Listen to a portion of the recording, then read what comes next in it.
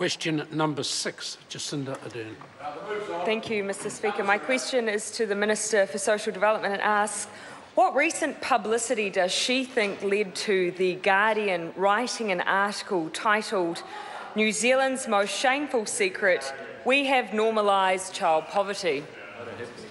The Honourable Anne Tolley. Mr Speaker, I have no responsibility for articles published in The Guardian, a left-wing English newspaper that supports Jeremy Corbyn.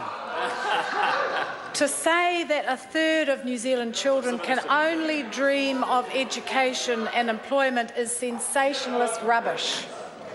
And I don't think that the measure used in the article is an accurate reflection of poverty in New Zealand at all. Using their definition, the single biggest thing this government could do to reduce poverty would be to lower the median wage, which I suspect is what would happen if Labour Greens got into power. This government is absolutely committed to helping families on the lowest incomes, and that's why Budget 2015 included $790 million package of measures aimed at reducing hardship amongst children living in some of New Zealand's poorest families. This government has increased childcare support for low-income families to help their parents be in work, education or training. We've increased benefit rates for families with children by $25, the first time in more than 40 years.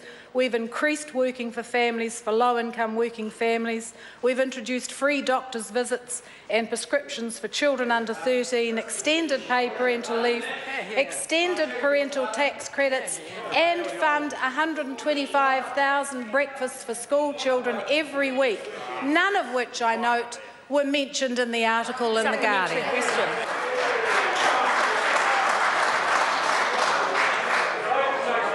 Supplementary question. Order.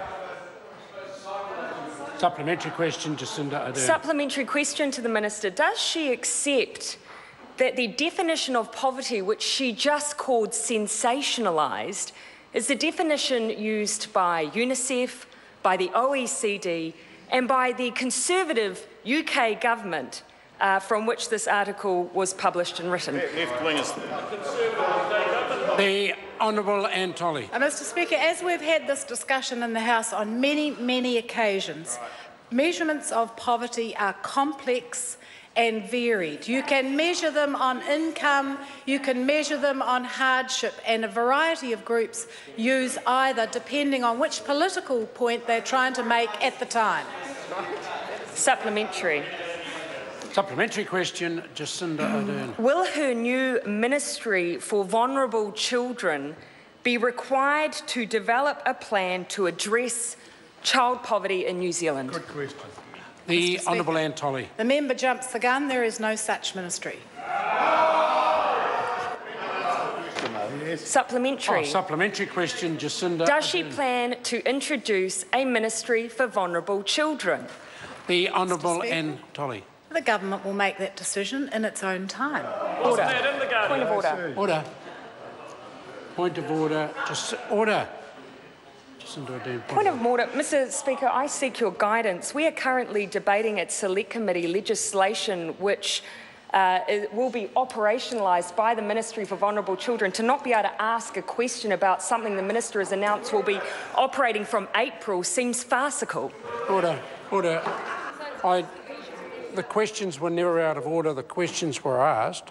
The Minister then chose to answer them as she saw fit. Supplementary. Supplementary question, Jacinda Ardern.